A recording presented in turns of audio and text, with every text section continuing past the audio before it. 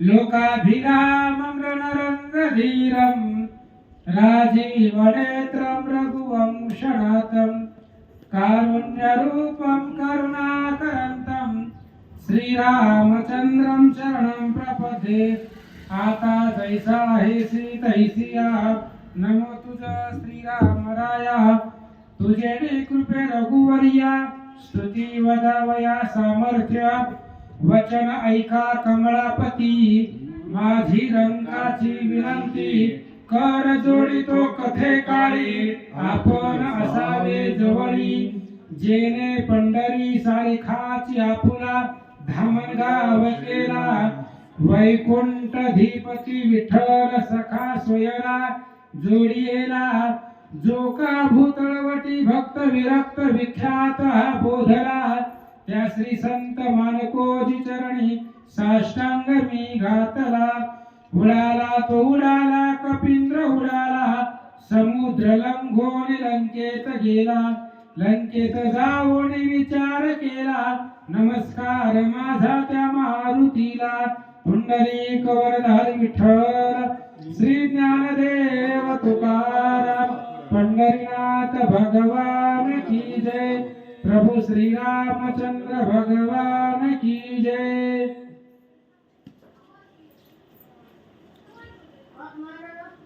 श्री गणेशाय नमः, श्री सरस्वती नमः, श्री सद्गुरुभ्यो नमः।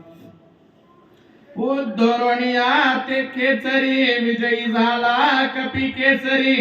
एरी राहोणी गगनांतरी, मधुर स्वरी अनुवादे। कथेचं अनुसंधान काल आपण पाहिलं। विद्युत मालिनी नावाची अप्सरा सूर्यासारखं तेजस्वी विमान घेऊन सूर्यापुढे आली। सूर्याला राग आला आणि एका ऋषीच्या आश्रमामध्ये सूर्यानं ते विमान पाडलं। ऋषीनं शाप दिला, महाग्रह पाण्यामध्ये वसील आणि हनुमंताच्या स्पर्शाने उद्धार होईल। आणि त्या मगरीचा उद्धार झाला। उद्धार झाल्याबरोबर आकाशामध्ये गेली आणि आकाशामधून हनुमंताला आशीर्वाद दिला, विजयी होई कपी केसरी। तुम्हाला प्रत्येक कार्यामध्ये विजय मिळेल। आकाशामध्ये जाऊन हनुमंताला काय बोलते, तुझे उपकारा हनुमंता, कायम उतरावी व्हावे आता। काही विनवित तत्वता, सावधानता परिसावे। ती अप्सरा हनुमंताला सांगू लागली, हनुमंता अहो तुम्ही माझ्यावरती एवढे उपकार केले की माझ्या देहाचा उद्धार झाला। या मगरीच्या शरीरामधून माझा उद्धार करणारी एकमेव तुम्ही आहात। तुमच्यावरून उतराई होऊ शकत नाही, पण त्यासाठी काहीतरी उतराई म्हणून मी एक तुम्हाला सांगते, ऐका। तू दाटुका होती कळी काते दुष्टणानीची, त्याही बरी रामस्मरणेची राहणीशी दुर्लभ। आणि त्या अप्सरेने सांगितलं, हनुमंता तुम्ही आदत दाटुका महावीर, मुखी राम नामा निरंतर। तया कोण अर्थ दुष्कर, कार्य सत्वर साधिला। तुम्ही आदत आहे, महावीर आहे आणि मुखामध्ये रामनाम आहे। त्याही वरी रामनाम स्मरणेशी अहर्निशी डुल्लत। कळी काळाला तुम्ही घाबरत नाही तर रामनामाने तुम्ही बलवान आहात। अप्सरा बोलू लागले, राम नाम स्मरणा पुढे विघ्न काय सेवा पुढे। आश्चर्य देखील वाढे कोडे, तुझ पुढे सांगेन। आणि त्या अप्सरेने सांगितलं, हनुमंत रामनाम स्मरणा पुढे विघ्न काय सेवा पुढे। अहो रामनामाच्या पुढे विघ्न येतच नाही। म्हणून पण मी एक आश्चर्य पाहिलेलं आहे, एक आश्चर्य बघितलंय ते तुम्हाला सांगते, ऐका। वावरती श्रीराम भक्त, नेनसी कपटाची मात। निष्कपट तू कपिनाथ, राम देखत सर्वत्र। आणि त्या अप्सरेने सांगितलं, हनुमंतराया तुम्ही निष्कपट आहात, कुठल्याही प्रकारचं कपट तुमच्या मनामध्ये नाही। राम नामावरती दृढ विश्वास आहे, म्हणून मनामध्ये कपट नसल्यामुळं तुम्हाला माहिती नाहीये. मी पाहिलं, सांगते ऐका. मित्राचे मी तुझ प्रती सावध ऐके कपिपती, केवळ कपटाची कपट मूर्ती तो हा राक्षस चित्ती मानावा. आणि त्या अप्सरेने सांगितलं, हनुमंता नेनसी कपटाची मात. तुम्हाला कपट माहिती नाही, पण ज्याला तुम्ही आतापर्यंत साधू म्हणता, ज्या साधूच्या वचनावरती विश्वास ठेवून तुम्ही या सरोवरामध्ये आलात, तो साधू नाही, तो एक राक्षस आहे. आणि कोण आहे ऐका. तू रामाचा निज भक्त, स्वामी कार्य लागी उद्युक्त, अति संकटी दूर पंथ क्रमणी येत आलासी. अहो हनुमंता, तुम्ही रामाचे निज भक्त आहे, स्वामी कार्याला घे उद्युक्त. एवढे लांब तुम्ही आले आहात. 3,10,10 योजने अधिक तेथे येता जाता तुम्ही गुणिते पंत निश्चिते क्रमावा. सुशील महाराजांनी सांगितलेलं अंतर आहे. आणि एवढं अंतर कापून तुम्ही एवढे लांब आलेला आहात. अति संकटी दूर पंथ, अतिशय संकटामध्ये एवढ्या लांबचा मार्ग तुम्ही आला. पण एक आश्चर्य पाहिलेलं आहे, ज्याला तुम्ही साधू म्हणता तो साधू नाहीये. अप्सरा सांगते, ज्यासी म्हणती परम साधू तो हा कपटी महामैंदू, जाण राक्षस दुर्बद्धू तुझ छळवाद करवाला. अहो हनुमंता, ज्याला तुम्ही साधू म्हणताय तो साधू नाही, तो दुर्बुद्धी आहे, तो राक्षस आहे, वाईट प्रवृत्तीचा राक्षस आहे. मनामध्ये खूप काही साठवून तो आलेला आहे. तुमचा घात करायचं, तुम्हाला मारायचं या दृष्टीने तो इथं आलेला आहे. हनुमंत आहे, तो साधू नाही. मग कोण आहे. रावणाचा परमाप्त प्रतिज्ञा करून या येथे हा कोण आला तृण पर्वत चरणार्थ तुझ लागी.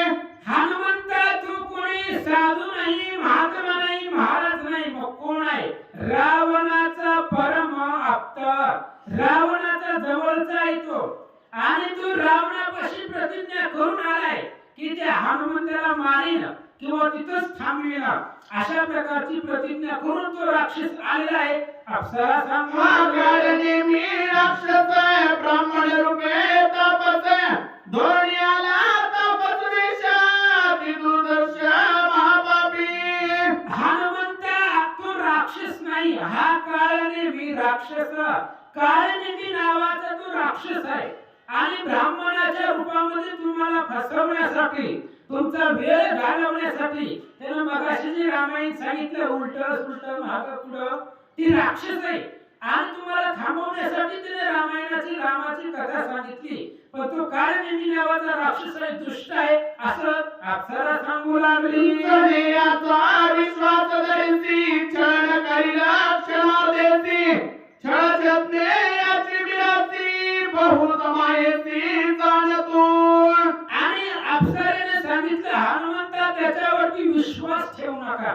आतापर्यंत तुम्ही विश्वास ठेवला, तुम्हाला तो महाराज वाटला बाह्य रंगावरून, पण तो महाराज नाहीये, तो दुष्ट दुरात्मा आहे, रावणाच्या जवळचा आहे. म्हणून याचा विश्वास जर धरला तर तुम्ही संकटामध्ये पडताल. म्हणून याचा विश्वास धरू नका, तो छळण करण्यासाठीच आलेला आहे, असं अप्सरा सांगते. उद्या ये सुभानो तव कोवा कपिनंदन, कामाळवा तरुण सपन करून आला. हनुमंता, तो राक्षस जोपर्यंत सूर्य उगवत नाही, सूर्य उदयाला येत नाही, तोपर्यंत गोवा कपिनंदनू, तोपर्यंत हनुमंताला त्या ठिकाणी थांबून ठेवावं, कुठल्या तरी कामामध्ये गुंतवून ठेवावं, इकडे येऊ द्यायचं नाहीये. अशा प्रकारचा पण प्रतिज्ञा रावणापाशी करून आलेला तो राक्षस आहे. सत्यवाणी माझे वचन, वदी महापापी दुर्जन, न मारिता करील विघ्न, सत्य जाण कपिनाथा. आणि त्या अप्सरेने सांगितलं, हनुमंता सत्यमानी माझे वचन, मी जे बोलते ते खरं माना आणि या राक्षसाला माराच, त्याला ठेवू नका. आणि ह्या जर राक्षसाला तुम्ही मारलं नाही तर तुम्ही संकटामध्ये पडचाल, तुम्हाला काहीतरी त्या द्रोणागिरीसाठी औषधीसाठी अडचण येईल, म्हणून माझ्या बोलण्यावरती विश्वास ठेवा आणि दुष्ट राक्षसाला मारा. ऐसे बोलणी सुंदरी गेली अंतरिक्ष गगनांतरी साकाटला तो अंतरी कवी केसरी अति विस्मित. अशा प्रकारे ते अप्सरेने सांगितलं आणि ती आकाशामध्ये निघून गेली. निघून गेल्याबरोबर हनुमंताने तिचं बोलणं ऐकलं. हनुमंताला आश्चर्य वाटलं. ज्याच्या पुढे आतापर्यंत आपण ज्याच्या पाया पडलो, ज्याला महाराज म्हणलो, ज्याला साधू म्हणलो, तो साधू नसून राक्षस आहे असं त्या अप्सरेने सांगितल्याबरोबर हनुमंताला आश्चर्य वाटलं. गेली असता सर्वांगणा आश्चर्य वर्तले कपिनंदना. विचारा करीला निज मना दृष्ट हननाला घोडी. ज्यावेळेस ती अप्सरा स्वर्गामध्ये निघून गेली, आकाशामध्ये निघून गेली, त्यावेळेस हनुमंताने विचार आदरिला निजमना.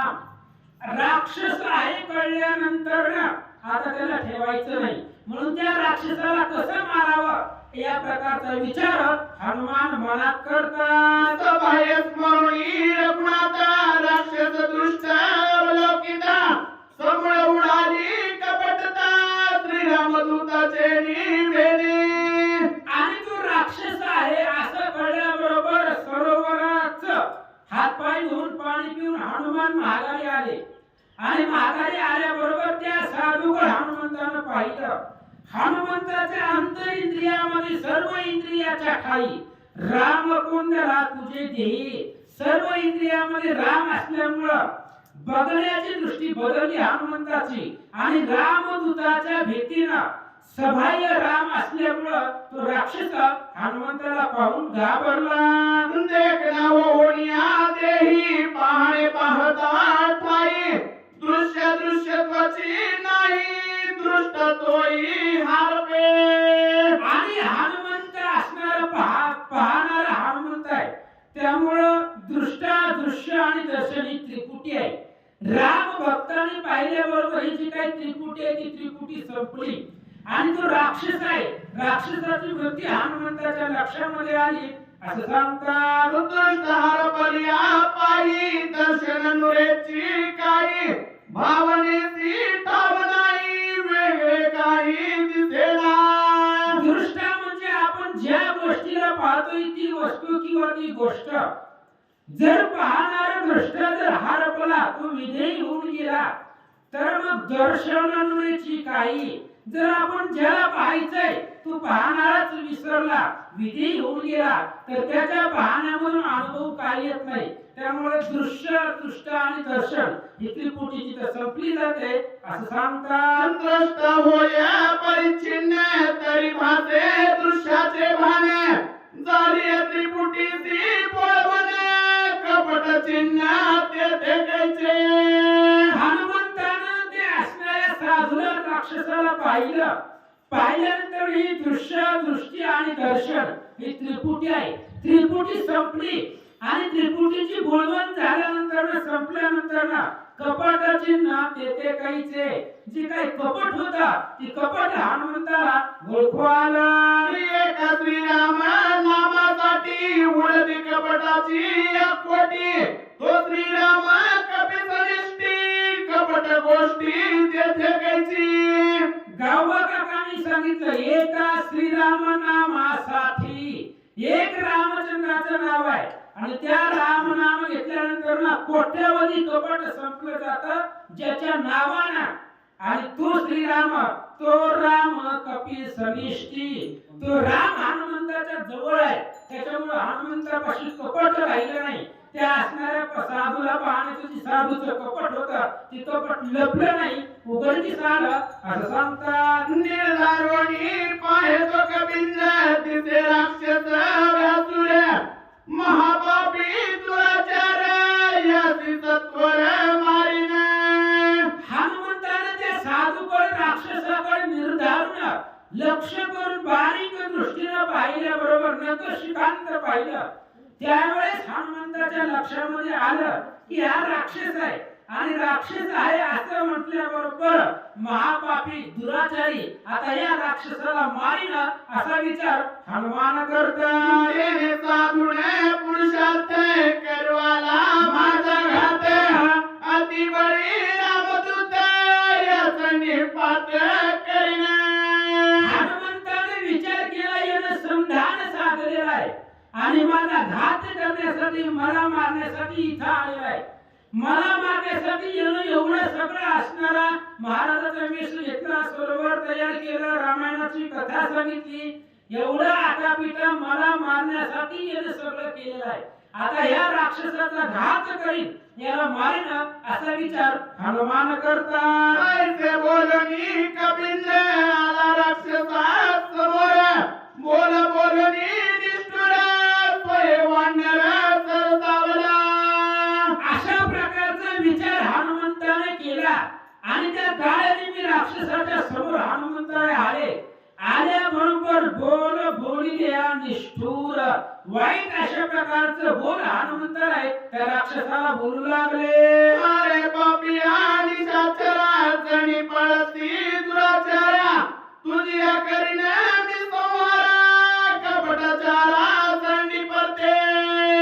आणि हनुमंताने बोलायला सुरुवात केली. अरे पापी या निशाचरा, अरे पापी असणारे राक्षसा, मला मारण्यासाठी एवढा प्रयत्न केला, एवढा लांब आला, तरी आता समोर येऊन युद्ध कर, एकाच क्षणामध्ये घात करतो.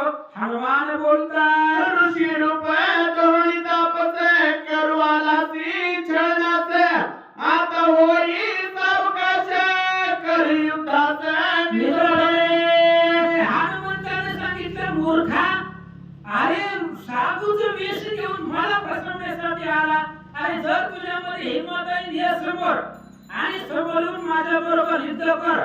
तुझ्या अंगावरती काय ताकद आहे दाखव.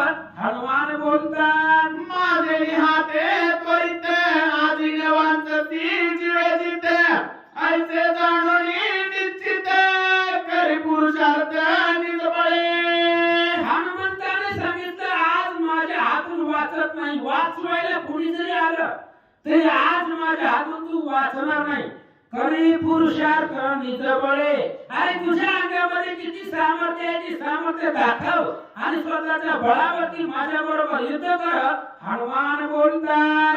ऐसे बोलता मारुती सरसावला राक्षस मूर्ती रणी जिंकावया कपी प्रती साठोपचित्ती मांडिला. अशा प्रकारे हनुमान बोलले आणि बोलल्यानंतर ना सरसावला राक्षस मूर्ती, तो असणारा राक्षस हनुमंताच्या पुढं युद्धासाठी आलेला आहे आणि हनुमंताबरोबर युद्ध करण्यासाठी साठूपर नसलेल्या बळाचा अवंत धरून हनुमंताबरोबर युद्धासाठी राक्षस तयार झाला. कोणी कवीचे उत्तर काढणे मी निशाचर दरिद्र विकाळ शरीर अति व्यासुर भासत. हनुमंताचं बोलणं ऐकल्याबरोबर काळनेमीने साधूचा विष सोडला. कारण काळनेमीने ओळखलं, आता ह्यानं ओळखलंय आपल्याला, आता महाराज साधू होऊन उपयोग नाही. म्हणून आता आपल्या मूळ वेशावरती रूपावरती तो आला आणि अतिशय व्याकुळ उग्र स्वरूपात त्या राक्षसाचं दिसू लागला.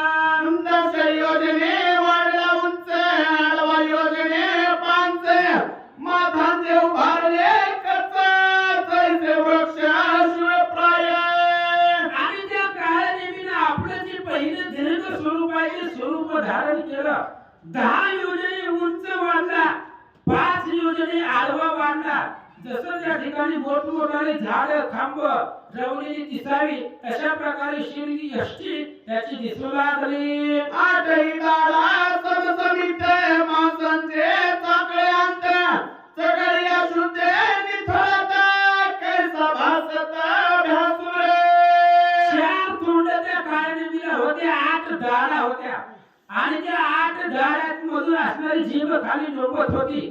अतिशय भ्यासुर, पुढे पाहणाऱ्याला भीतीदायक असा असणारा राक्षस तिथं दिसू लागला. भोवयांतळी बुबळे खोल जैसे दगडगीत इंगळा तैसे दिसती नेत्र गोळा अति विक्राळ कृती. प्रकारची आकृती रूप त्या राक्षसाचं दिसू लागलं. बुबुळे फोडले गेलेली होती. धगधगीत आरक्त लाल भडक असणारे डोळे त्या राक्षसाचे दिसू लागले. जैसा मेघ गडगडीला तैसा निशाचर गर्जिनला कोलित घेऊनी धाविनला हनुमान दृष्टी लक्षणी.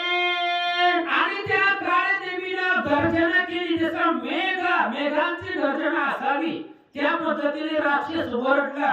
आणि आधी साधूच्या वेशामध्ये असल्यामुळे यज्ञ हवन तिथं चालू होतं आणि त्या यज्ञामधलं जळकं लाकूड त्यानं काढलं आणि घेऊन हनुमंताच्या अंगावर धावला. प्रताप देखोनी निशाचरी वेगे वाढला कपी केसरी 10 योजने गगनांतरी उजळणी दुरी चालिला. आणि त्या राक्षस येत असताना त्याचं रूप हनुमंतानं पाहिल्याबरोबर हनुमंतही त्या राक्षसाच्या समान त्यानंही 10 योजन रूप वाढवलं होतं. हनुमंतानंही 10 योजन रूप वाढवलं आणि हनुमंतानं आकाशामध्ये उड्डाण केलं. जैसा तापला लोह गोळ्या तैसा परतला गोळांगुळ्या सवेग चालिला सबळ जैसा कल्लोळ अग्नीचा. हनुमंतानं 10 योजन रूप धारण केलं. उंच आकाशामध्ये गेले, लांब अंतरावरती गेले, तिथून महागारी फिरले आणि महागारी येत असताना आपणीचा जसा गोळा असावा तसा दैत्य विमान हनुमान दिसू लागले. वेगाने त्या काळ्या देवीच्या अंगावरती हनुमान येऊ लागले. लक्षणीय निशाचर उडी घातली सत्वर झाले चतुर्ण शरीर कपिवाऱ्यावर पडता. आणि हनुमंतानं भव्य दिव्य स्वरूप धारण केलेलं होतं. आकाशामध्ये उड्डाण केलं आणि पुन्हा महागारी येऊन काळ्या देवीच्या अंगावरती उडी मारली. उडी मारल्याबरोबर हनुमंताचं वजाई. अहो हनुमंतानं समुद्रावर उड्डाण करून जाताना मैदान पर्वत वाढला होता विश्रांतीसाठी. फक्त पायाचा आमचा ठेवला होता. त्या आमच्याच्या वजन पर्वत पातळात गेला होता. इथे तर हनुमंतानं पूर्ण शरीराचं वजन त्या काळ्या देवीच्या अंगावरती टाकलं. 100 तुकडे काळ्या देवीचे झाले असं सांगतात. तरी राक्षस आतुरवळी आक्रंदेवी दिली आरोळी कपी तुझी युद्धमेळी बिरांगोळी करीने. त्या काळ्या देवीच्या शरीराचे 100 तुकडे झाले तरी राक्षस आतुरवळी तरी बलवान होता. आता रावण काय हल्ल्याला पाठवणार होता काय? हनुमंताला मारायचं होतं. त्यामुळे बलवान होता आणि मारता त्यानं मोठ्यानं गर्जना केली. हनुमंता तुमची रांगोळी करील, तुला मारून टाकेल. ऐसे बोलता राक्षस भूमी आदळला कर्कश निधा उठिला बहुवत्स पर्वतेश धरणीला. द्रोणागिरी पर्वताच्या पायथ्यालाही असणारं युद्ध चालू होतं आणि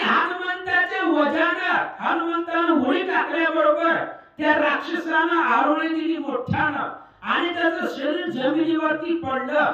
शरीर खाली पडल्याबरोबर जो काही द्रोणागिरी पर्वत होता तो पर्वत दणाणून गेला. भूकंप व्हावा तसा आवाज त्या ठिकाणी निर्माण झाला. शब्द झाला ते पुते गंधर्व होते निद्रिस्त देव ध्वनिया तेथ सैरा धावत पर्वती. आणि त्यावेळेस मध्यरात्रीची वेळ होती आणि मध्यरात्रीला त्या पर्वतावरती गंधर्व झोपलेले होते, निद्रिस्त होते आणि अचानक आवाज आला काहीतरी पडल्यासारखं, आदळल्यासारखं, ओरडल्यासारखं. त्यामुळे त्यांना वाटलं कुणीतरी आला असेल. म्हणून सगळे 14,000 गंधर्व रात्रीच्या वेळेला जागे झाले आणि सैरावैरा धावू लागले. उठिला दुर्धर जागे झाले सत्वर घेऊनी शस्त्रास्त्र पर्वतेंद्र ज्वलिती. अतिशय दुर्धर अशा प्रकारचा आवाज झाला. त्याच्यामुळे गंधर्व जे होते निद्रिस्त झोपलेले ते सावध झाले. हातामध्ये शस्त्रास्त्र घेतलं आणि शस्त्रास्त्र घेऊन कोण आहे त्याचा शोध त्या पर्वतावरती घेऊ लागले. तव देखिला कपी केसरी भवता वेढिला समग्री वर्षताती शस्त्रास्त्री निशी माझी चोरी केली करसी.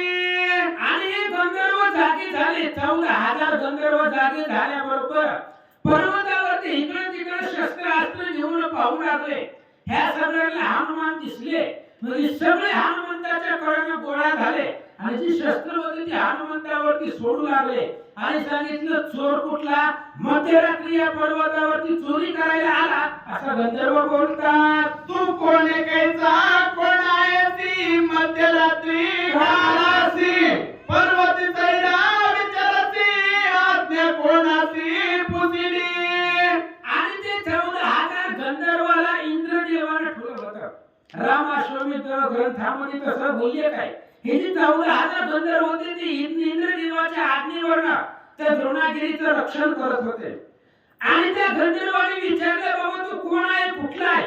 मध्यरात्री या पर्वतावरती कशाला आला? दिवसा यायचं होतं, मध्यरात्री कोण येत असते? चोर येतात, चोर. मग तू चोरच आहे. मध्यरात्री आला, ज्या आधी रात्री आला ते आधी चोर आहे. ह्या पर्वतावरती सैरावायला स्वतःचा अस्त्र हिंडायला आज्ञा कोणाची घेतली? कोणाला विचारून पर्वतावरती आला? गंधर्व विचारतात. निशी मध्यान्ह अंधारी तू विचारती गिरीशी काही पर्वताकार शरीरी कोण धरीवरी पडलासे. गंधर्वांनी विचारायला सुरुवात केली. अरे मध्यरात्रीची वेळ आहे, आम्ही तर गाढ झोपलेलो होतो, काहीतरी मोठा आवाज झाला भूकंप झाल्यासारखा, म्हणून जागो झालो. आणि एवढं असणारा पर्वताच्या शरीराचं इथं कोण पडलेला आहे? कोणाला पाडलं? कोणाबरोबर युद्ध केलं? तू कोण आहे? सैरावया पर्वतावरती हिंडायला का? असं गंधर्व बोलतात. एक म्हणती पुस्तकाय धरा बांधा हात पाय मध्यरात्री विचरत आहे तस्कर होया सर्वथा. मग आता 14,000 गंधर्व आहेत. इथं चौघाचा विचार पटत नाहीत महाराज आपापसामध्ये. ते तव विचार चक्रवर्ती कोण काय कैसा विचार करीती, ते विचारून जे सांगती तेच निश्चिती करू आम्ही. आता 14,000 होते महाराज. प्रत्येकाच्या मनामध्ये वेगवेगळे विचार असतात. काय काय गंधर्वांनी सांगितलं, अरे काय विचारत बसला? त्याला त्याचा हात पाय बांधा. मध्यरात्री आला म्हणजे काय पाहुणा? काय पाहुणा काय रात्री येत असते का? धरा म्हणजे चोराचा आहे, दुसरं कोणी नाही. हात पाय बांधून टाका असं गंधर्व बोलतात. ऐसा करती कल्लोळ्या मिळले सब होते सकळा ते कोणी गोळा मधुर बोलते. आणि मग 14,000 राक्षसांचा त्या गंधर्वाचा गोंधळ हनुमंताने ऐकला. ऐकल्याबरोबर सगळ्यांनी हनुमंताला मध्यभागी वेढलं गेलं. आणि मग हनुमंताने त्या सगळ्याचा गोंधळ बोलणं ऐकून अतिशय मधुर वाणीनं काय बोलतात. जम्बूद्वीपाचे दक्षिण कोणी किष्किंधाचे राजधानी सुग्रीवराज चूडामणी तहे स्थानी नांदते. आणि त्या गंधर्वाने विचारलं होतं, तू कोण आहे, कुठला आहे आणि इथे कशासाठी आला? ते हनुमंताने सांगायला सुरुवात केला. जम्बूद्वीपाची ह्या दक्षिण कोणी तिथे किष्किंधा नावाची एक राज्य आहे, राजधानी. आणि त्या किष्किंधेचा राजा सुग्रीव राज चूडामणी ते स्थानी नंदत. त्या किष्किंधेचा राजा सुग्रीव आहे. पुढे काय सांगतात. त्याची सख्य श्रीरामेची स्वाभिमानी श्रीरामाची तन मन अर्पिणे भक्तीची वानराची अति प्रेम. हनुमंताने सांगायला सुरुवात केली ते किष्किंधेचा राजा सुग्रीव आहे. आणि त्या सुग्रीवाने रामचंद्राबरोबर सख्य केलेला आहे, मैत्री केलेली आहे. आणि सुग्रीव राजा सहित सगळी वानर रामचंद्राचे दास सेवक आहेत. हनुमान सांगतात. राम रावणांचे रणयुद्ध झाले अति दारुण. रावणे ब्रह्मशक्ती सोडून बंधू लक्ष्मण पाळला. आणि हनुमंताने सांगितलं पुढं राम आणि रावणाचे युद्ध झालं. युद्धानंतर रावणाने कपटानं लक्ष्मणावरती ब्रह्मशक्ती मारलेली आहे. आणि त्या शक्तीच्या आघातानं लक्ष्मण मूर्छित पडलेला आहे. हनुमान सांगतात. सौमित्रासी नेवालो औषधीची विघ्न न करावे मासी न म्हणत मासी मी करीतो. हनुमंताने सांगितलं होतं, माझे नाव हनुमान वीर. मी हनुमान आहे, त्यामुळं तुम्हाला मी हात जोडतो, पाया पडतो, नमस्कार करतो. हा लक्ष्मणाला शक्ती लागलेली आहे, शक्ती बाणातून मूर्छित पडलेला आहे आणि त्या लक्ष्मणाला उठवण्यासाठी, वाचवण्यासाठी औषधी नेऊ आलो. ही औषधी घेऊन जाण्यासाठी आलेलो आहे, म्हणून मला विघ्न करू नका, अडवू नका. हनुमान बोलतात, उदय येता गवती प्राण सांडिला उर्मिला पती, म्हणून औषधी मध्यरात्री देव निश्चिती मिळालो. आणि त्यावेळेस हनुमंताने सांगितलं जर सूर्य उगवला तर लक्ष्मण मरणार आहे. कसं ब्रह्मदेवाचं वरदानच आहे, सूर्य उगवल्याबरोबर लक्ष्मण निश्चितच मरणार आहे. त्यामुळं सूर्य उगवण्याच्या आतमध्ये मला या द्रोणागिरीवरच्या औषधी घेऊन जायच्या आणि त्यासाठी मी आलेलो आहे. हनुमान सांगतात, सुग्रीव सहित वानर सकळ श्रीरामाचे किंकर, माझे नाम हनुमान वीर मार्ग सत्वर मजल्यावर. हनुमंताने सांगितलं सुग्रीवा सहित सगळे वानर श्रीरामाचे किंकर, रामचंद्राचे किंकर आहे, दास आहे. आणि त्यामध्ये माझे नाव हनुमान वीर, माझं नाव हनुमान आहे, वीर आहे, बलवान आहे, म्हणून मला मार्ग द्या, औषधी घेऊन जाऊ द्या. हनुमान बोलतात, स्वामी कार्य साधित पूर्णे सर्वता करुणे विघ्ने, पुढीलांसी करिता छळना श्री रघुनंदना शोभेल. हनुमंताने सांगितलं एखादा सेवक आपल्या स्वामीचं कार्य करत असताना त्याला अडथळा आणू नये, त्या स्वामी कार्याच्या मध्ये मध्ये येऊ नये. आणि असं जर केलं, राम फक्त माझ्या एकट्याचा स्वामी नाही, त्रैलोक्य राजा श्री रघुनाथ त्याचा पाहू नको अंत, त्रैलोक्याचा करील घात निमेषार्धात क्षोभणी. त्रैलोक्याचा राजा राम आहे, स्वामी आहे, त्यामुळे रामाला राग येईल असं तुम्ही वागू नका. गंधर्वाला हनुमान बोलतात, ऐसे बोलता कपी केसरी गंधर्व सरसावले भारी, केवळी नाम सुग्रीवाची थोरी औषध रात्री निवारा. अशा प्रकारचा विचार त्या गंधर्वाने केला. हनुमंताचं बोलणं ऐकलं आणि गंधर्व विचार करू लागले, केवळी राम सुग्रीवाची थोरी. काय त्या राम आणि सुग्रीवाचा पराक्रम आहे, मध्यरात्रीला ही वानर औषधी नेण्यासाठी आलेला आहे असा विचार गंधर्व करतात. सकळ सैन्य सरसावले मारावया सिद्ध झाले, गदा परिघ तिकट भाले वर्ष लागले समकाळे. आणि मग त्या गंधर्वाने विचार केला, काय म्हणजे आपण काय विसरलो, आपण खरं मानायचं का? आपल्याला इंद्रदेवाची आज्ञा आहे, कोणी जरी आलं तरी औषधी द्यायच्या नाही माझ्या आज्ञेशिवाय. ह्याने इंद्राची आज्ञा घेतलेली नाही, त्यामुळे मग गदा परीघ भाले बाण जी हातामध्ये शस्त्र अस्त्र असेल ते हनुमंताला मारू लागले. चौपासी धावती तैरा होत गंधर्वाड दरा, आकडावया वानरा वैदी खरा पुरुषार्थ. मग 14,000 गंधर्व आहेत, एक दोन नाही. आणि त्या 14,000 गंधर्व हनुमंताच्या अंगावरती एकदाच धावले. चारी बाजूला चौपासी म्हणजे चार दिशेला चारी बाजूला हनुमंताला मध्यभागी घेरलं आणि शस्त्र अस्त्राचा मारा हनुमंतावर करू लागले. गंधर्व मिळले 14 सहस्त्र, एकला एक कवींद्र, क्रोधा चढला दुर्धरे करू संहार दर्या. 14,000 गंधर्व आहेत आणि हनुमान एकटा एक आहे. आणि त्या एक हनुमंताने विचार केला, आता ही ऐकण्याच्या मनस्थितीमध्ये नाही. आपण त्याच्या पाया पडलो, नमस्कार केला, हात जोडला, रामचंद्राचं नाव सांगितलं. कधी कधी मोठ्याचं नाव सांगितल्यावर बाळगत बसते, म्हणून म्हणजे आता रामाचं मी नाव सांगून बघितलं की ऐकायलाच तयार नाही. मग हनुमंताने विचार केला, करू संवाद आदरीला, आता ह्यांना मारण्याशिवाय पर्याय नाही. हनुमान विचार करतात, रूपे वाढला दारुणे रामे रोमे थरकती संपूर्ण, भयानक दिसे चिन्ह रवींद्र जाणे खवळला.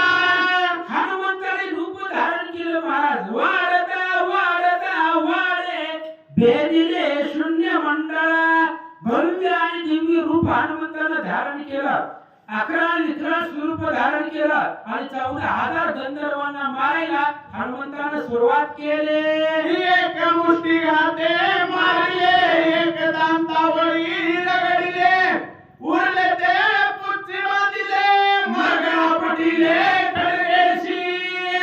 हनुमंताने विचार केला 14,000 आहेत आणि एका एकाला मारायचं म्हणजे सूर्य इथंच उगवत, तेवढा टाइम नाही आपल्यापाशी. म्हणून काही असणारे दाताखाली रगडले, काही बुक्कीच्या प्रहाराने दाबून मारले आणि जे काही उरलेले होते ते सगळे शेपटीमध्ये बांधले. एकाला बी ढिलं सोडलं नाही. शेपटीमध्ये सगळ्याला आवडलं आणि मोठे एका दगड पाहिला आणि त्या दगडावरती आदळलं. एकदाच 14,000 मारले. एकची वेळे सत्वर मारले 14 सहस्त्र, केला राम नामे उपकार, विजयी कपेंद्र स्वय झाला. एकाच वेळेला आणि एकदाच 14,000 राक्षस हनुमंताने एकदाच मारले आणि राम नामाची गर्जना केली. प्रभू श्री रामचंद्र भगवान की जय. आणि राम नामाच्या गर्जनेला विजयी कपिंद्र स्वय झाला. राम नामाच्या बळावरती हनुमंताला विजय मिळाला. 14,000 मारले. काय करतात? ज्याचे मुखी नामस्मरण, विघ्न त्याचे वंदी चरण, करी काळा स्वयंपण, नित्य नमन त्यासी करी. आणि तो धावबका सांगताय ज्याचे मुखी नामस्मरण, विघ्न त्याचे वंदी चरण. ज्याच्या मुखामध्ये रामचंद्राचं नाव आहे, तुका म्हणे काळ, आता करू न शके बळ. राम नामाचं स्मरण केल्यानंतर काळाचं बळ चालत नाही, कुठल्याही प्रकारचं विघ्न त्याच्यावरती येत नाही. आणि कळी काळ स्वय आपण नित्य नमन त्यासी करी. राम नामाचं सामर्थ्य महाराज सांगतात. ऐसा नामधारक वीर विजयी झाला कपिंद्र, नामे गर्जोनी सत्वर, औषधी भार पादसे. आणि अशा प्रकारे नामधारक वीर हनुमान आहे. सतत मुखामध्ये राम नाम स्मरण असल्यामुळं विजयी झाला कपिंद्र. राम नामाच्या बळावरती हनुमंताला विजय मिळाला आणि राम नामाची गर्जना करून जे काही सुषेणाने सांगितलेल्या औषधी होत्या त्या औषधी पर्वतावरती पाहू लागले. पर्वतांचे शिखर शिखर पाहता औषधी भारे, सहसा नवती गोचर, तेने कपिंद्र खवळला. आणि मग हनुमंत पाहू लागले. डॉक्टरांकडून चिठ्ठी आणली होती, त्या चिठ्ठीवरची औषधं बरोबर आहेत का पाहू लागले. जसं जसं नावं सांगितलेली होती, क्षणे कानपती संपूर्ण सुवर्ण जाणती सनावर, बरीच नावं सांगितली होती, तेवढी लक्षात नाही ती आता. आणि ती सगळी हनुमंताला शोधू लागले. पण हनुमंताला औषधी दिसना गेल्या, औषधी दर्शन झालं नाही. म्हणून पुन्हा राग आला. साडे मांडिले पर्वते, ती सोने दी औषधींते, नेंदे माझ्या पराक्रमाचे, सामर्थ्याचे पाहूया. हनुमंताने विचार केला, औषधी का दिसत नाही? साडे मांडले पर्वते, ही पर्वत बी रावणाच्या बाजूला गेलेला आहे आणि तो सुद्धा मला औषधी दर्शन होऊ देत नाही. पण औषधी पर्वतावरच आहे, पण पर्वत औषधी मला दाखवत नाही. मग या पर्वताला आपलं सामर्थ्य दाखवायला पाहिजे असा विचार हनुमान करतात. म्हणून कवळला मानसी, तव औषधी देखील पश्चिमेसी, धावणी गेला त्यापासी, तव पूर्वेसी देखील. आणि मग हनुमंत रागाला हनुमंताला, आणि हनुमंताला पाहिलं तर पूर्व दिशेला औषधी दिसल्या आणि पूर्व दिशेला औषधी पकडण्यासाठी आणण्यासाठी गेल्यानंतर औषधी गुप्त झाल्या आणि त्या औषधी दक्षिण दिशेला दिसल्या. हनुमान दक्षिण दिशेला गेल्या. पूर्व पश्चिम दक्षिण सगळीकडे औषधी चमकू लागल्या, दिसू लागल्या. उत्तर दक्षिण समस्त पर्वत लखित, वनर विस्मित चालत येत, काय येत करावे. हनुमंताला ज्या दिशेला औषधी जाईल तिथून औषधी होत होत्या आणि विरुद्ध दिशेला दिसत होत्या. पूर्व पश्चिम दक्षिण उत्तर सगळ्या पर्वतावरती औषधी चमकू लागल्या. नेमकी कोणती न्यायचे हे हनुमंताच्या लक्षामध्ये येत नव्हतं. सगळा पर्वतच चमचमत होता, लखलखीत होता. म्हणून हनुमंतरायाला आश्चर्य वाटलं. काय करावं विचार करता औषधी म्हणून धरून जाय तव झाडू लागायचा काय तो सांगण्याने की पाय तव तेही होय तैसेची. हनुमंताला पूर्व दिशेला औषधी दिसल्या. जवळ गेले, हात लावला. हातामध्ये धरलं की पालापाचोळा हातामध्ये येत होता, औषधी येत नव्हत्या. हनुमंताला आश्चर्य वाटलं. औषधी म्हणून धरायला जात होते, पण पालापाचोळा झाडाची असणारी पाला हाताला येत होता, औषधी हाताला लागत नव्हत्या. म्हणून हनुमंतराय चिंता करू लागले. ऐसा झाला खेदक्षिण नाही औषधी खेदक्षिण चिंता पुरती उद्विग्न काय आपण बोलते. हनुमंताला चिंता वाटली. एवढ्या लांब आलोय आपण, आणि आपण जर रिकाम्या हाताने गेलो तर काय रामाला तोंड दाखवायचं. लक्ष्मण वाचणार नाही, औषधी आपल्याला इतर भेटत नाही. चिंतातूर झाला, दुःख वाटलं, आणि स्वतःच्या मनाला हनुमान काय बोलतात. आजीची तुका पुरुषार्थ केला ती तुका वाया गेला. कपटी राक्षस भेटला तोही मारिला वायांची. हनुमंताने विचार केला, आजपर्यंत जेवढा पुरुषार्थ केला सगळा वाया गेला, काय उपयोग नाही. ते महाराजाचा वेश घेऊन आलेला राक्षस होता, त्याला मी विनाकारण मारलं. मनस्थ मारलं तरी बरं झालं असतं, त्याला उपयोगच नाही. जेवढं यश मिळालं आज सगळं मातीमोल झालं, याचा विचार हनुमान करतात. दुष्कर कर्मे केली देवगीच वाया गेली. औषधींनी पुढची झाली शक्ती झाली तेही वृथा. हनुमंत विचार करू लागले. दुष्कर कर्म केली महाराज, ब्रह्मादिकांना करविती ती कर्मे साधली मारुती. ब्रह्मादिक देवांना जी करणं होत नाही ती हनुमंताने केलेलं आहे. त्यामुळे अतिशय दुष्कर कर्म अवघड काम केली, ती सगळी वाया गेली. हनुमान बोलतात. सुग्रीव कार्य मुख दाखवू श्रीरामचरण ऐसे पाहू. अंगदा काय उत्तर देऊ श्री रघुराव शोभेले. आता जर रिकाम्या हाताने गेलो तर सुग्रीवाला काय तोंड दाखवू, रामचंद्राला काय तोंड दाखवू, अंगदाला काय तोंड दाखवू, अंगदाला काय उत्तर देऊ. अंगदाने जर विचारलं हनुमानची औषधी कुठे, तर उत्तर काय देऊ. आणि जर मी औषधी नेले नाही तर रामचंद्राला राग येईल. हनुमान विचार करतात. मी निजानी भाने केला पाही औषधी आणि न्याय घ्याई. श्रीरामाने साहेब काही अहंता सर्वही घातते. हनुमंताला आठवलं महाराज, दुसऱ्या अध्यायामध्ये आपण रामाला काय बोललो होतो. मद सारिका दूत असता स्वामी सयवळी कोण चिंता. दिव्य औषधी समर्था क्षणार्धता आणि हनुमान स्वतः बोललेलं स्वतःला आठवलं. हनुमान बोलले होते, रामा माझ्यासारखा दूत असताना कशाला टेन्शन घ्यायला लागला, आताच्या आता जातो औषधी घेऊन येतो. हे जे बोलले आहे, मद सारिका दूत असता स्वामी सयवळी कोण चिंता, हे जे बोललेलं होतं अहंतापूर्वक अभिमानपूर्वक, ते हनुमंताला आठवलं. हनुमंताने विचार केला, जे रामचंद्राकडे गर्व केला, अभिमान केला, त्याचंच हे फळ आहे. विचार करतात. अहंता कर्मा सिद्धी नवचे. अहंता सुख नव्हे स्वर्गींचे. अहंता सारण पाळविदांचे.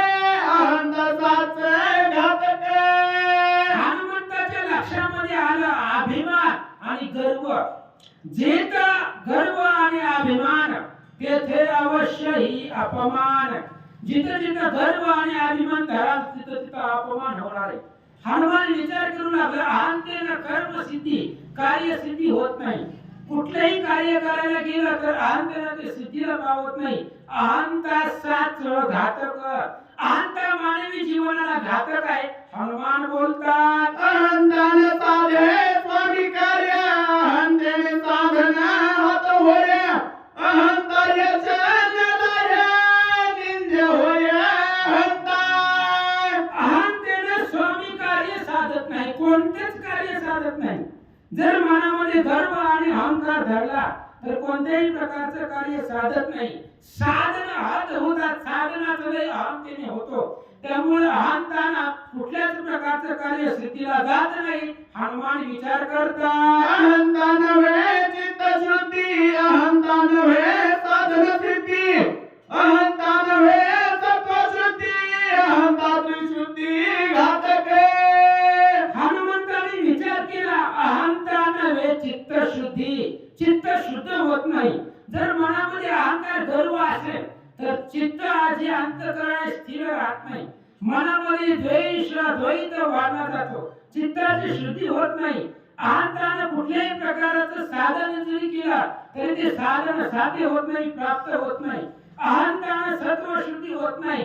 अहंता त्रिशुद्धी घातक आहे. विचार करतात, ऐक सुख नव्हे देख अथवा नव्हे पारत्रिक, अहंता भोगीचे नरक, अहंता घातक जगदारी. हनुमान विचार करतायत, ऐक सुख नव्हे देख. अहंता जर केली तर इथं सुख भेटत नाही. पारत्रिक सुख अहंतेमुळे मिळत नाही. अहंता त्रिशुद्धी घातक आहे. अहंतेने कुठलेही कार्य होत नाही आणि अहंतेमुळे नरकालाच जावं लागतं, अधोगतीला जावं लागतं. हनुमान विचार करतात, ते अहंता मी आपण श्रीराम सन्मुख केली झाले, तेने नागवलो संपूर्ण औषधी दर्शन नव्हे मजे. आणि ती अहंता मी रामाच्या समोर केली महाराज. दुसऱ्या कोणापुढे जर बोललो असतं तर कवा म्हटलं म्हणता आलं असतं, बाजी पलटता आली असती, खोटं बोलता आलं असतं. मी म्हणलोच नाही, पण रामापुढे बोललोय आपण. आणि रामाला सगळं माहित आहे. जाणे मुंगीचे ही माणस, मुंगीच्या मनातले ओळखतो. आपण तर त्याच्यासमोर म्हणलोय, त्या रामापुढे बोललोय, म्हणून आपल्याला औषधीचं दर्शन होत नाहीये. हनुमान विचार करतात, मनती हनुमान पामर नेने औषधी संभार, किती आणले कतवार पाले खाई रे मरकट. हनुमानजी विचार करतायत, आपण जर औषधी म्हणून घेऊन गेलो तर आपण जेथे हात लावला की बालापाचोळा हाताला लागतोय. मग बालापाचोळा जर शिफ्टीमध्ये बालापाचोळा घेऊन गेलो तर तिथे एक एक वानर सुग्रीव राजा अंगद आहे, आपल्याला नाव ठेवतील असा विचार करतात. काय विचार करू आता उपडोनी वनस्पती समजता, भार बांधोनी आणता उपासाता होईल. हनुमानजी विचार करू लागले, काय विचार करू आता, आता काय करावं. जर सगळ्या वनस्पती शिफ्टीमध्ये बांधून घेऊन गेलो तरी उपसाहता होईल आपली. लोक निंदा करतील, वानर नाव ठेवतील. मग काय करायचं. म्हणून आता शेवटचा एकच पर्याय आहे. कोणता. नाव पावगा श्रीरामा माझा अपराध करी क्षमा, पडिल संकटी दुर्गमा सर्वोत्तमा पावरेगी. हनुमंताने विचार केला, आता रामचंद्राला बोलवण्याशिवाय पर्याय नाही. कारण राम सर्वांचे हृदयवासी किंवा माझ्याची हृदयी भगवंत, तो भगवंताची मूर्तिमंत. म्हणून आता रामाला बोलू. म्हणून धाव पावगा श्रीरामा माझा अपराध करी क्षमा, संकटी पडिलो दुर्गमा सर्वोत्तमा पाववेगी. मी जो अपराध केलेला आहे तो अपराध क्षमा करा. आज संकटामध्ये पडलेला आहे, दासावरती कृपा करा. हनुमान बोलतात, मी तुझे निज बाळक ज्ञान मूळ अति उत्संग, क्षमा करुणी सगळीक कृपा आवश्यक करी माझे. आणि मी तुमचं निज बाळक आहे, त्यामुळे माझ्यावरती कृपा करा. आणि जो अपराध केलेला आहे, लेकराने किती जरी अपराध केला तरी आई सगळं क्षमा करते. तसं तुम्ही आमची आई आहे का. आणि जो अपराध झालेला आहे, चुकी झालेली आहे, ती क्षमा करा. हनुमान बोलतात, ऐसी उत्कट चिंता करिता तया कपिनाथा, श्रीरामा डबला चित्ता बुद्धिदाता निजभक्ता. आणि रामचंद्र बुद्धीची देवता आहे. बुद्धीची बुद्धी आपणा, अंतरात्मा रघुनंदना असा असणारा भगवान परमात्मा आहे. आणि निज भक्ताला बुद्धी देणारा रामचंद्र आहे. रामचंद्राचं स्मरण केल्याबरोबर हनुमंताला बुद्धी आठवली. कोणती? जो काय वाचा मनेसी शरण घे श्रीरामासी क्षणाते सोडवी त्यासी राम भक्तासी कृपाळो. जो काय वाचा आणि मनानं रामचंद्राला अनन्य भावाने शरण जातो, राम त्याची सोडवणूक करतात. कुणालाही राम सोडवत नाही. अनन्य भावाने भगवंताला शरण जावं लागतं. त्यावेळेस भगवान परमात्मा कृपा करतो आणि संकटातून सोडवतो. बुद्धीची बुद्धी आपले अंतरात्मा रघुनंदन तेने होवनी प्रसन्न कपिनंदन प्रभो दिला. बुद्धीची बुद्धी असणारा भगवान परमात्मा रामचंद्र आहे. आणि तो रामचंद्र हनुमंताच्या हृदयामध्ये हनुमंताला बुद्धी दिली आणि काय आठवलं? गजेंद्र काय दर्या सदा संकटी स्मरला भगवंता काकुलती उडी तत्वता गालोडी तत्वता उद्धरिला. ज्यावेळेस हाती संकटामध्ये पडलेला होता त्यावेळेस गरुडावरती बसून भगवान परमात्मा येत होते आणि गरुडाचा वेग वाऱ्याच्या मनाच्या वेगाला पाठीमागे टाकून होता. पण ती भगवंताला मानेना. ती सुद्धा गती गरुडाची भगवंताला कमी पडू लागली आणि गरुडाला पाठीमागे टाकून भगवंताने त्या गजेंद्रापाशी धाव घेतली आणि संकटाला भगवंताचं स्मरण केल्यामुळे त्या गजेंद्राचा उद्धार भगवंताने केला. हनुमान्या खंड नामधारक नामे पावला रघुकुळ टिळक कपी समुद्री पुरी चोख सत्व देख सरसावला. आणि हनुमान अखंड नामधारक आहे. खंड नाही, अखंड सलोलित रामाचं स्मरण करणारे हनुमंतराय आहेत. त्यामुळे हनुमंतरायाला बुद्धी आठवली आणि काय आठवली? ऐका. म्हणे वडी कायची चिंता मी भ्रांत का झालो आता सगळं पर्वताची तत्वता देऊ सर्वता उचलोनी. आणि विचार केला हनुमंतानं, मी भ्रांत का झालो? अरे अख्खाच्या अख्खा पर्वत उपटून त्या असणाऱ्या सुषेण वैद्यापाशी घेऊन जाऊ. ती ओळखील कोणत्या औषधीत काय आहेत, आपल्याला काय करायचं. आपण सगळा पर्वतच घेऊन जाऊ, त्याची ती बघील काय करायचं ती, असा विचार हनुमान करतात. वैद्य राज तेथे ओळखीला औषधी ते उठविला सौमित्र ते अर्धक्षणान लागता. हनुमंताने विचार केला आपण हे असणारा अख्खा पर्वत तिथं घेऊन जाऊ. मग सुषेण वैद्यराज तेथे तो डॉक्टर आहे. ह्या पर्वतावरचे सगळे औषधीचं ज्ञान सुषेणाला आहे. त्याची ती ओळखीला औषधी घेईला आणि एकाच क्षणामध्ये लक्ष्मणाला उठवी. विलंब करू येत उदय येईल भास्वत शक्ती वरद अद्भुत कार्य समस्त नसेल. हनुमंताने विचार केला इथे जर मी वेळ घालवत बसलो तर अशा बी आपल्याला औषधी दिसणार नाही, त्याचं ज्ञान आपल्याला नाही. त्याच्यामुळे इथे वेळ वाया घालवण्यामध्ये अर्थ नाही. इथे जर जास्त वेळ घालवला तर सूर्य उगवेल, लक्ष्मण मरेल. म्हणून पर्वत घेऊन जाऊ विचार करता. पर्वत मांडिले चढ पाहू आदरिले माझे बळ औषधीला पविल्या सगळं माझं केवळ गोमावया. हनुमंताने विचार केला पर्वताने सळ म्हणजे छळ, माझ्या बरोबर कपट छळ करण्याचा प्रयत्न पर्वत करतोय. पाहू आदरिले माझे बळ, तर माझं जे बळ आहे बळ त्या पर्वताला पाहायचंय.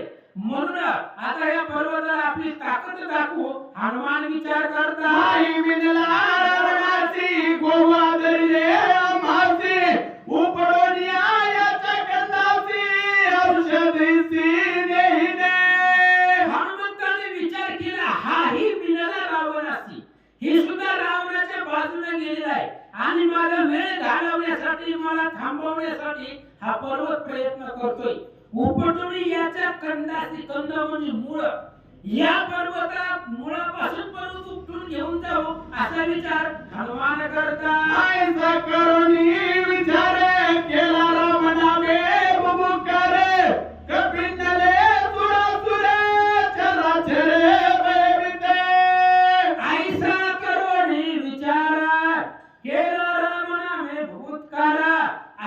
प्रकारची गर्जना केली आणि हनुमान निघाले. उच्चे उंडाळे उडकाते शिखर कवळले हाते आंधळीता पर्वताते होते आकांते कलकलती.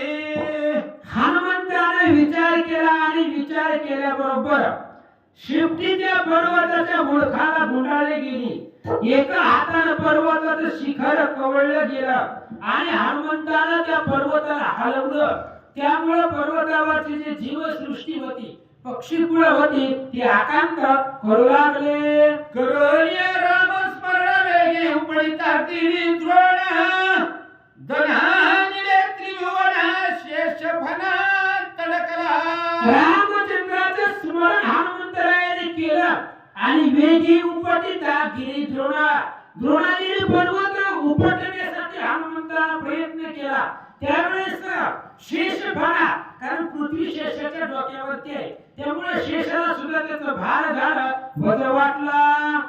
दनहानिले पाताळ हडवडले लोकपाळ वनदेवता खळबळ केला कल्लोळ सकळकी.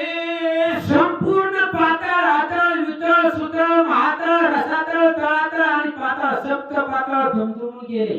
हनुमंताच्या गर्जनेने लोकपाळ हडबडला गेला. वनदेवतामध्ये खळबळ सुटली, चराचराला आकांत झाला.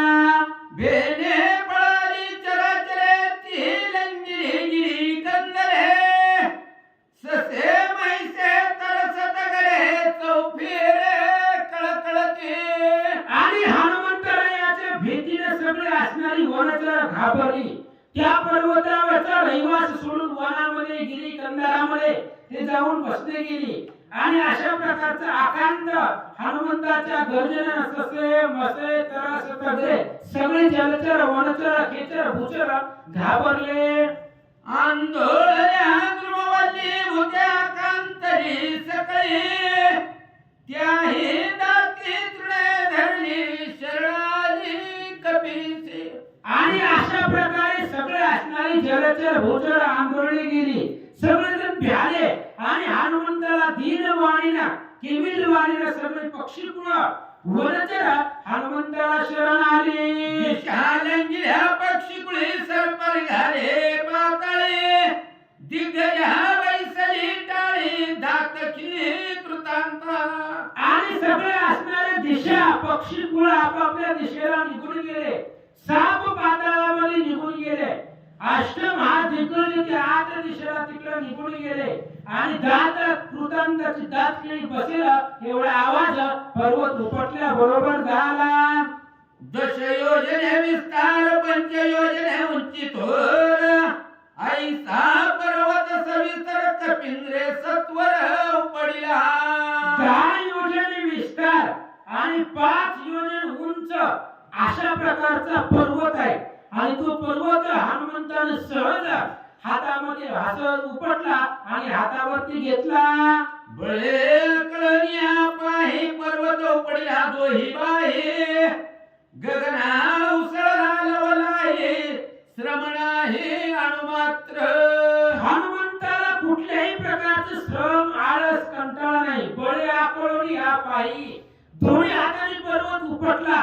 आणि एवढा मोठा पर्वत उपटत असताना हातावरती घेत असताना कुठल्याही प्रकारचा आळस श्रम हनुमंताला नव्हता. छत्रात झेली बाळक गज शुंडा दंडे कमळ देख ताई साप सारीला कपिनायक गिर्या लोलिक पुढणी. हनुमंत तो पर्वत घेऊन निघाले. पण त्या पर्वताचं वजन हनुमंताला किती झालं होतं. लहान लेकरांनी छत्री पकडावी किंवा हातीच्या सोंडेला कमळाचं फूल उचलावं. ते फूल उचलायला ती माळ उचलायला हातीला काही त्रास किंवा लहान लेकरांना छत्री घेतलेल्याचा काही त्रास. अशा पद्धतीने सहज हनुमान पर्वत घेऊन आकाशातून निघाले. तळी अंधार पडे गडदवरी प्रकाशाघात हे मच्छाया अतिशुद्ध नुकोंदले नभ उजेडे. आणि आता असं झालं होतं, प्रसन्न रात्रीचा होता. त्यामुळे हनुमंताने पर्वत आपल्या डोक्याच्या निवडला घेतलेला होता हातावरती. आणि डोक्याच्या वरती प्रकाश होता आणि खाली पायापाशी अंधार होता, गडदूप अंधार पडलेला होता. आणि हनुमान निघाल्याबरोबर औषधीचा उजेड होता, औषधी चमकत होत्या. आणि रात्रीच्या प्रसंगामध्ये हनुमान निघाले. तळे अंधार प्रकाश माता नभे सवे गौड जाता.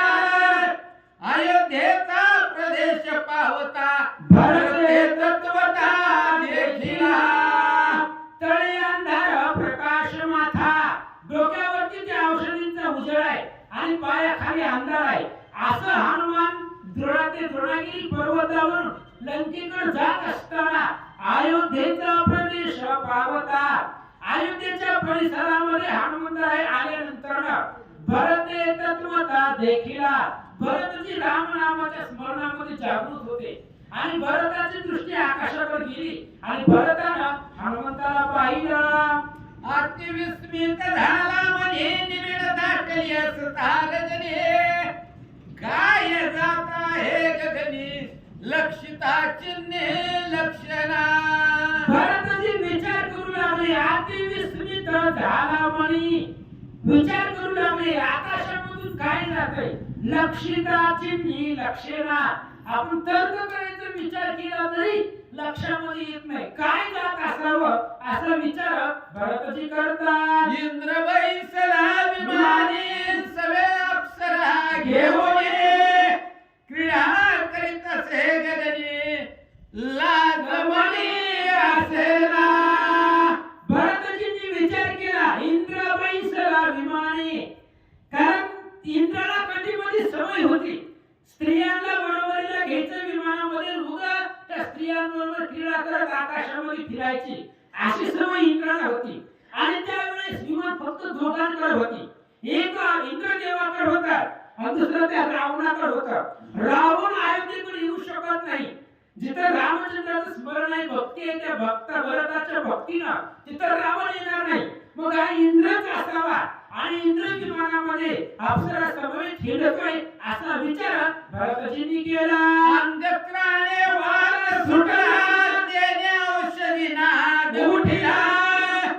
ध्वनी विचित्र उमटला तो ऐकिला भरताने. हनुमान वाऱ्याच्या वेगाने निघालेले होते महाराज. लक्ष्मणाला वाचवायचे सूर्य उगवेल या भीतीने लवकरात लवकर जात होते. आणि वाऱ्याच्या वेगाने जात असताना हनुमंताच्या अंगाचा आवाज म्हणजे ध्वनी, आपण जर वेगाने निघालो तर आपल्या अंगाचा ध्वनी उमटतो, आवाज येतो. आणि तो आवाज येत होता त्याच्यामध्ये औषधीचा सुगंध येत होता. त्या भरताला वाटलं इंद्र विमानामध्ये बसलाय आणि वाद्य वाजवतोय असा भास झाला. मने केवढा हा उद्धत वाद्य लावून अद्भुत अप्सरांसह विमानात स्वैरा विचरत आकाशे. आणि विचार केला भरतजींनी, केवढा उद्धत झालाय कारण हनुमंताच्या अंगाचा आवाज ध्वनी आणि त्या औषधीचा सुगंधित वास येत होता. म्हणून हा भरताला वाटलं विमानामध्ये बसून वाद्य वाजवून आता अप्सरांना घेऊन रात्रीच्या आगळीला कुठं खेळू लागलाय कळत नाही काही. इंद्राला महाराजाचा आश्रम आहे, साधू संतांचा आश्रम आहे, तिथं काकडा भजन हरी जगत चालू आहे, अशा प्रदेशामध्ये कसं जावं कळत नाही का त्याला. म्हणून तो विमानामध्ये घेऊन स्त्रियांना घेऊन निघालेला आहे असा विचार भरतजी करतात. सवे घेऊन वारांगणा विमान हिंडवे गगना. उल्लंघने साधू सज्जना करी आटना उन्मत्त. आणि विचार करू लागली भरतजी, सवे घेऊन वारांगणा स्त्रियांना सोबत घेतलेला इंद्रानं आणि तो इंद्र विमानामध्ये बसून निघालेला आहे. त्यावेळेस अनेक स्त्रिया सोबतीला आहे, उन्मत्त झालेला तो इंद्र आहे असा विचार करतात. जो स्त्री सभेत निरत झाला मध्यप्राशनी मातला. जो धन लोभे भुलला त्याचा गेला विवेक.